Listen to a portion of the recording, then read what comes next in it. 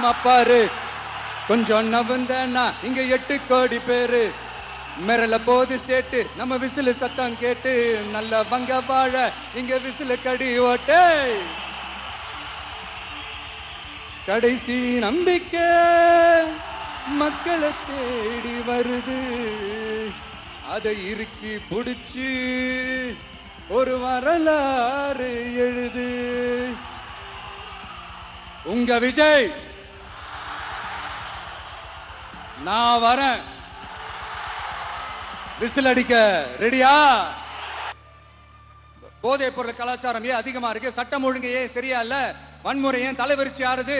இதுக்கு உங்களால பதில் சொல்ல முடியுமா ஸ்டாலின் சார்? பதில் சொல்ல தகுதி இருக்கான்னு தான் கேட்டிருக்கணும். ஆனா கொஞ்சம் நாகரிகம் கருதி அப்படி வேணான்னு பாக்குறேன். 2.5 வயசு குழந்தைய துள்ள துடிக்க உங்க திமுக நிர்வாகி ஒருத்தன் கொன்னானே, அதுக்கு என்ன பதில் சொல்ல போறீங்க? விளாத்திக்குளம் பக்கத்துல +2 படிக்கிற ஒரு பொண்ணு டாய்லெட் வசதி சரியா இல்லாம ஒரு அவசரத்துக்கு காட்டு பக்கம் போய் ஒதுங்கினாங்களே, என்ன ஆச்சு? இந்த உலகத்தை விட்டே போயிட்டாங்க. அதுக்கு என்ன பதில் சொல்ல போறீங்க? இந்த பிள்ளைங்களை உங்களால திருப்பி கொடுக்க முடியுமா சார்? 5 வருஷமா போலீஸ் டிபார்ட்மெண்ட் கையில வச்சுக்கிட்டு என்ன சார் பண்ணீங்க? பொம்மைகள் மாதிரி வச்சு விளையாடிட்டு இருந்தீங்களா? ஒரு மனசாட்சின்றது வேணாம். நாங்குநேரி பிரச்சனை பத்தி பேசினா அது போதையில நடந்துச்சான், போதை பொருட்கள்னால அது நடந்துச்சான். பெரிய கண்டுபிடிப்பு எங்களுக்கு தெரியாது பாரு. அது எங்களுக்கும் தெரியும், உங்களுக்கு தெரியும். கேள்வி அது இல்ல, அதை ஏன் தடுக்கலன்றதுதான் எங்களுடைய கேள்வி. சரி, அடுத்து வேற என்ன பண்ணலாம்? போடு, SOPன்னு ஒண்ணு போடு. விஜய்க்கு மட்டும் தனியா ரூல்ஸ், தனியா ரெகுலேஷன்ஸ், தனியா கண்டிஷன்ஸ் அவனுக்கு மட்டும் போடு. மத்த கட்சிகள்லாம் விடு, விஜய்க்கு மட்டும் தனி கண்டிஷன்ஸ் போடு. அவன் வெளியவே வரக்கூடாது, மக்களை சந்திக்கவே கூடாது. என்னாச்சு? அதுவும் எடுபடல. சரி, அடுத்து வேற என்ன பண்ணலாம்? நம்மளை சுத்தி இருக்கிறவங்களை வச்சு, அதாவது இத்தனை வருஷமா வெயிட் பண்ணி இப்போ எலெக்ஷனுக்கு 30 நாளைக்கு முன்னாடி கரெக்டா அந்த டைம் பார்த்து ஒரு அவதூறு பரப்ப வேண்டியது. அது என்னன்னு உங்களுக்கே தெரியும். அதுவும் மக்கள் கிட்ட திமுக கையில அந்த முழு பவரும் இருந்திருந்தா, இந்நேரம் ஸ்டாலின் சார் கையில அந்த முழு பவரும் இருந்திருந்தா கண்டிப்பா இந்த நிகழ்ச்சி நடந்திருக்காது. ஏதாவது ஒரு முட்டுக்கட்டையை போட்டு நம்மளை வரவிடாம பண்ணியிருப்பார். ஆனா இப்பதான் அவர் ஒரு அதிகாரம் இல்லாத ஒரு முதல்வரா அப்படியே இருக்காருல்ல. ஒரு கேர்டேக்கர் கவர்மெண்ட்னு சொல்லுவாங்க இந்த பீரியட. அப்படி இருக்கிறதுனாலயோ என்னமோ கொஞ்சம் ஈஸியா வர முடிஞ்சதுன்னு நினைக்கிறேன்.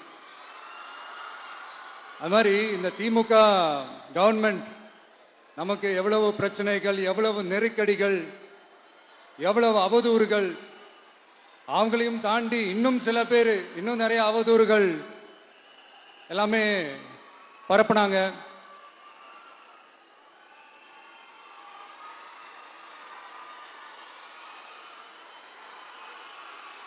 இந்த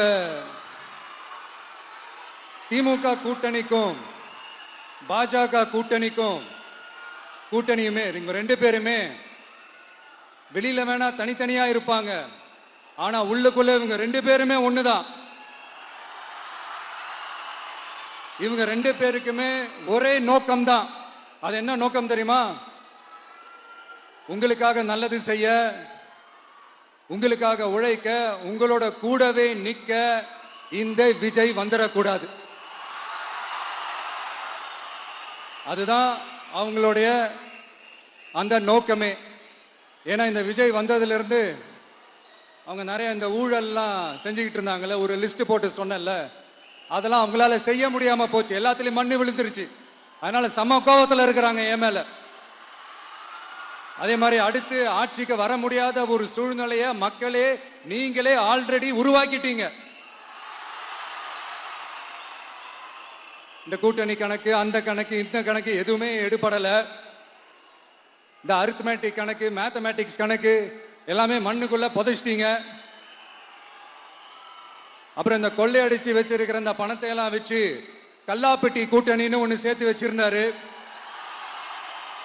அது எல்லாமே இப்ப கலகலத்து போய் நிக்குது. டாப் தனியா, பாட்டம் தனியா, ரீப்பர் தனியா, ஜாயிண்ட் தனியா அப்படி நிக்குது தனித்தனியா, எல்லாமே அப்படியே ஒட்ட வச்சுக்கிட்டு இருக்கிறாரு.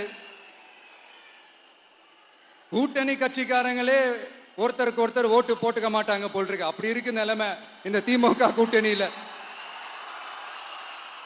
சரி, இவங்களுக்கு தான் இந்த நிலைமைன்னு பார்த்தா இந்த பாஜக தலைமையில் மற்றும் பலர் அவங்க நிலைமை இன்னும் மோசமா இருக்குது. அதனால மக்களே, இந்த திமுகவோட நேரடி கூட்டணிக்கும் மறைமுக கூட்டணிக்கும் நம்ம மேல காண்டு.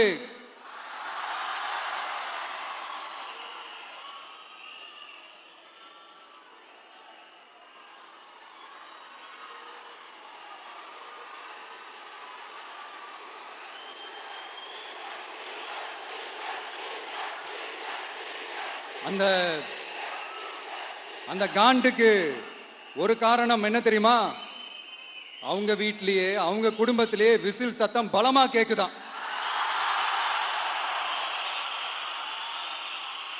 அடுத்த காண்டு அது இந்த சில பல கோடிகளை கொடுத்து நம்ம தமிழ்நாட்டு காங்கிரஸை பையில போட்டுக்கிட்டாங்க. யாரு? ஸ்டாலின் சார். ஆனா உண்மையான காங்கிரஸ் யாரு பக்கம் நிக்குது? நம்ம பக்கம் நிக்குது. சிறுபான்மை மக்களோட அந்த திமுக சாயம் வெளுத்து போச்சே. இந்த விஜய் என்னடானா மதச்சார்பற்ற கொள்கையோட உண்மையான ஒரு முகமா இருக்கிறானே, இந்த சிறுபான்மை மக்கள் வேற இந்த விஜய் பக்கம் தானே நிக்கிறாங்க அப்படின்ட்டு இந்த திமுகவுக்கும் பாஜகவுக்கும் என் மேல காண்டோ காண்டு. அதுக்காக நாம் என்ன செய்ய முடியும்? இந்த 33 வருஷமா ஒவ்வொரு வீட்டுக்குள்ளேயும் ஒவ்வொரு மனசுக்குள்ளேயும் போறதுக்கு நாம் பட்ட பாடு எனக்கு தானே தெரியும். அதனாலதான் நான் முன்னாடியே சொன்ன மாதிரி கட்சி ஆரம்பிச்சுட்டு ஒவ்வொரு வீட்டுக்குள்ளேயும் நான் போல, ஒவ்வொரு வீட்டுக்குள்ளேயும் போனதுக்கு அப்புறம் தான் கட்சியாவே ஆரம்பிச்சிருக்கிறேன்.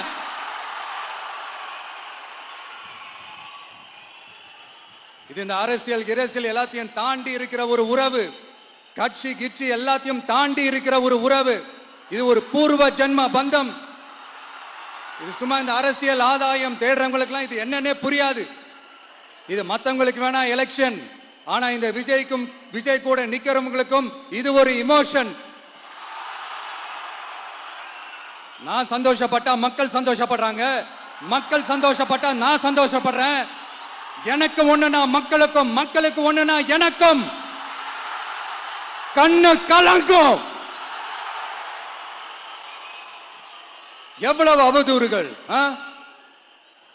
இந்த கரூர் விஷயத்தை பத்தி ஊருக்கே தெரியும்.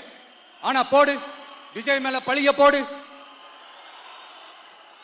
என்னடா இவ்வளவு பெரிய ஒரு பழிய தூக்கி விஜய் மேல போட்டாலும் மக்கள் விஜய் கூடவே நிக்கிறாங்க, இது என்னடா அதிசயமா இருக்குது அப்படின்ட்டு அது ட்ரை பண்ணி பார்த்தாங்க. அது மக்கள் கிட்ட எடுபடல. சரி, அடுத்து வேற என்ன பண்ணலாம்? முடக்கு. ஜனநாயகனா முடக்கு. படத்தை முடக்கினா கொஞ்சம் பையன் கொஞ்சம் டிஸ்டர்ப் ஆயிடுவான். அதனால படத்தை முடக்கி. இது யாரு முடக்கினாங்கன்றது உங்களுக்கே தெரியும், அது நான் சொல்ல வேண்டிய அவசியம் உங்களுக்கு இல்லை. ஆனா இவனாடா இவன் படத்தை முடக்கினாலும் அவன் பாட்டுக்கு அதை கண்டுக்காம அவன் பாட்டுக்கு வேலையை பார்த்துட்டு போயிட்டே இருக்கான், அதுவும் எடுபடலை. சரி, அடுத்து வேற என்ன பண்ணலாம்? போடு, SOPன்னு ஒண்ணு போடு. விஜய்க்கு மட்டும் தனியா ரூல்ஸ், தனியா ரெகுலேஷன்ஸ், தனியா கண்டிஷன்ஸ் அவனுக்கு மட்டும் போடு. மற்ற கட்சிகள்லாம் விடு, விஜய்க்கு மட்டும் தனி கண்டிஷன்ஸ் போடு. அவன் வெளியவே வரக்கூடாது, மக்களை சந்திக்கவே கூடாது. என்னாச்சு? அதுவும் எடுபடல. சரி, அடுத்து வேற என்ன பண்ணலாம்? நம்மளை சுத்தி இருக்கிறவங்கள வச்சு, அதாவது இத்தனை வருஷமா வெயிட் பண்ணி இப்போ எலெக்ஷனுக்கு 30 நாளைக்கு முன்னாடி கரெக்டா அந்த டைம் பார்த்து ஒரு அவதூறு பரப்ப வேண்டியது. அது என்னன்னு உங்களுக்கே தெரியும். அதுவும் மக்கள் கிட்ட எடுபடல. அது மாதிரி எத்தனை சோதனைகள், எத்தனை வேதனைகள் நீங்க கொடுத்தாலும் இந்த திமுக நாளையோ இல்ல இந்த பாஜக நாளையோ இல்ல இந்த மற்றும் பலர் நாளையோ இல்ல எந்த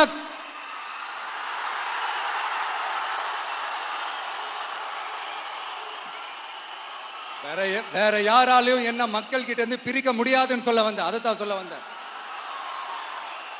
ஒவ்வொரு வீட்டில் இருக்கிற ஒவ்வொரு விஜயும் இருக்கிற வரைக்கும் என்ன மக்கள் கிட்ட பிரிக்கவே முடியாது.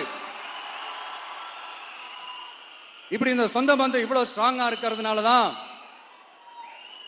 நான் முன்னாடியே சொன்னேன், 234 தொகுதியிலும் இந்த விஜய் தான் வேட்பாளர் அப்படின்னு தான் அதை நான் செஞ்சிருக்கிறேன். ஏன்னா நம்மளுடைய வேட்பாளர்கள் யாரும் டாட்டாவோ பிர்லாவோ அம்பானியோ அதானியோ கிடையாது. நம்ம வீட்டில் இருக்கிறவர், நம்ம குடும்பத்தில் இருக்கிற ஒருத்தரை தான் நான் வேட்பாளராக செலக்ட் பண்ணியிருக்கிறேன். அப்படி செலக்ட் பண்ணி தான் உங்ககிட்ட நான் ஒப்படைச்சிருக்கிறேன். அதனால அந்த வேட்பாளர் வேற, இந்த விஜய் வேற அப்படின்னு நினைச்சிடாதீங்க. இந்த விஜய் தான் வேட்பாளர், அந்த வேட்பாளர் தான் விஜய். இத்தனை வருஷம் யார் யாருக்கோ ஓட்டு போட்டீங்க. ஆனா இந்த வருஷம் உங்க வீட்டில் இருக்கிற ஒருத்தருக்கு, உங்க வீட்டில் இருக்க நம்ம குடும்பத்தில் இருக்கிற ஒருத்தருக்கு நம்ம ஓட்டு போட போறோம். அந்த வேட்பாளர்களுக்கு நீங்க ஓட்டு போடுறது நமக்கு நாமளே ஓட்டு போட்டுக்கிற மாதிரி. அந்த வேட்பாளர் ஜெயிச்சா நாம ஜெயிச்ச மாதிரி. இப்படிப்பட்ட ஒரு எமோஷனலான ஒரு எலெக்ஷனை தமிழ்நாடு இல்ல, இந்தியாவே பார்த்திருக்காது. இது நீங்க எவ்ரி 5 இயர்ஸ் வர ஒரு எலெக்ஷன் மாதிரி இதை நினைச்சிடாதீங்க. இது வேற, இது ஒரு அதிசய எலெக்ஷன். 50 வருஷத்துக்கு ஒரு வாட்டி நடக்கிற ஒரு எலெக்ஷன் மாதிரி. அதனால அந்த சான்ஸை மிஸ் பண்ணிடாதீங்க மக்களே. ஒரு காமராஜர் தானா, ஒரு அண்ணா தானா, ஒரு எம்ஜிஆர் தானா நம்ம தமிழ்நாட்டுக்கு? அவங்கள மாதிரி வேற யாருமே வந்துட மாட்டாங்களா அப்படின்னு நீங்க ஏங்கினது எனக்கு தெரியும். அதை மனசுல வச்சுக்கிட்டு தான் நம்ம டிவிக்கே வந்திருக்கிறோம். நம்ம டிவிக்கு யார் யார் மாதிரி எல்லாம் உழைக்கும் சொல்லவா? ஐயா முத்துராமலிங்க தேவர் மாதிரி, ஐயா வீரன் சுந்தரலிங்கம் மாதிரி, ஐயா வாபூசி மாதிரி, ஐயா அழகு முத்துக்கோன் மாதிரி, ஐயா கட்டபொம்மன் மாதிரி, ஐயா ஒண்டி வீரன் மாதிரி, ஐயா குரூஸ் பெர்னாண்டஸ் மாதிரி மாதிரி ஒட்டுமொத்த தமிழ்நாட்டு மண்ணுக்கும் உழைக்கும், உழைச்சிக்கிட்டே இருக்கும். இந்த எலெக்ஷன்ல நம்ம டிவிக்கு ஆட்சி அமைஞ்சா அது என்ன அமைஞ்சா? அமைக்கிறோம். எப்படி அமைக்கிறோம்? நம்ம டிவிக்கு ஆட்சி அமைஞ்ச உடனே பெண்கள், இளைஞர்கள் எல்லாருமே நல்லா இருப்போம், நல்லா இருப்போம், நல்லா இருப்போம். விவசாயிகள், மீனவர்கள், உழைக்கிற மக்கள் எல்லாருமே நல்லா இருப்போம், நல்லா இருப்போம், நல்லா இருப்போம். இன்னும் பல வருஷத்துக்கு நம்மளுடைய குடும்பங்கள், நம்மளுடைய சந்ததிகள், நம்மளுடைய தலைமுறைகள் எல்லாருமே நல்லா இருப்போம், நல்லா இருப்போம், நல்லா இருப்போம். அதனாலதான் மீண்டும் மீண்டும் சொல்றேன், வேற யாருக்காவது ஓட்டு போட்டு உங்க ஓட்டை வேஸ்ட் பண்ணிடாதீங்க. அதனாலதான் பார்த்து பார்த்து உங்களுக்கான வாக்குறுதிகளை நாம அதை அறிவிச்சிட்டு இருக்கிறோம். சொல்லாதத, செய்ய முடியாததெல்லாம் சொல்லவே மாட்டோம். அதுல ரொம்ப உறுதியா இருக்கிறோம். சொல்லாததை செய்வோம், அது வேற விஷயம். ஆனா செய்யறத மட்டும் தான் சொல்லுவோம். யங்ஸ்டர்ஸ், விவசாயிகள், மீனவ, இந்த மாதிரி பல திட்டங்கள் இருக்கு, எல்லாத்தையுமே நிறைவேற்றுவோம். இந்த விஜய் அதை சாத்தியமாக்கி காட்டுவான். இதை நான் ஏன் இவ்வளவு ஸ்ட்ராங்கா சொல்றேன் அப்படின்னா, மக்கள் பணத்திலிருந்து ஒரு பைசா கூட தொட வேண்டிய அவசியமே எனக்கு இல்லை. உங்களுக்கு புரியுதுங்களா? உங்களுக்கு மக்களுக்கு தப்பே நடக்காது, தப்பே நடக்க விட மாட்டேன். இப்ப நான் சொன்னல, மக்கள் காசுல இருந்து ஒரு பைசா கூட தொட மாட்டேன்னு. அதை இப்ப ஆண்டுகிட்டு இருக்கிறவங்க, இதுக்கு முன்னாடி ஆண்டவங்க தில்லா சொல்ல முடியுமா? என்னை எதிர்த்துட்டு இருக்கிறவங்களால தில்லா, கட்ஸா, கெத்தா இத சொல்ல முடியுமா? நீங்க ஒழுங்கா ஆட்சி நடத்திருந்தா பெண்கள் பாதுகாப்பு ஏன் இவ்வளவு மோசமா இருக்குது? இளைஞர்களுக்கு ஏன் வேலை வாய்ப்பு இல்லாம போச்சு? போதைப் பொருள் கலாச்சாரம் ஏன் அதிகமா இருக்கு? சட்டம் ஒழுங்கு ஏன் சரியா இல்ல? வன்முறை ஏன் தலைவரிச்சு ஆறுது? இதுக்கு உங்களால பதில் சொல்ல முடியுமா ஸ்டாலின் சார்?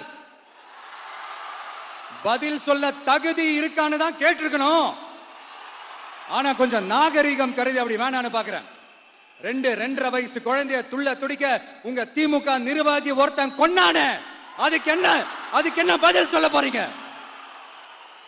விளாத்திக்குளம் பக்கத்துல +2 படிக்கிற ஒரு பொண்ணு டாய்லெட் வசதி சரியா இல்லாம ஒரு அவசரத்துக்கு காட்டு பக்கம் போய் ஒதுங்கினாங்களே, என்ன ஆச்சு? இந்த உலகத்தை விட்டே போயிட்டாங்க. அதுக்கு என்ன பதில் சொல்ல போறீங்க? இந்த பிள்ளைங்களை உங்களால திருப்பி கொடுக்க முடியுமா சார்? 5 வருஷமா போலீஸ் டிபார்ட்மெண்ட்டை கையில வச்சுக்கிட்டு என்ன சார் பண்ணீங்க? பொம்மைகள் மாதிரி வச்சு விளையாடிட்டு இருந்தீங்களா? ஒரு மனசாட்சின்றது வேணாம்.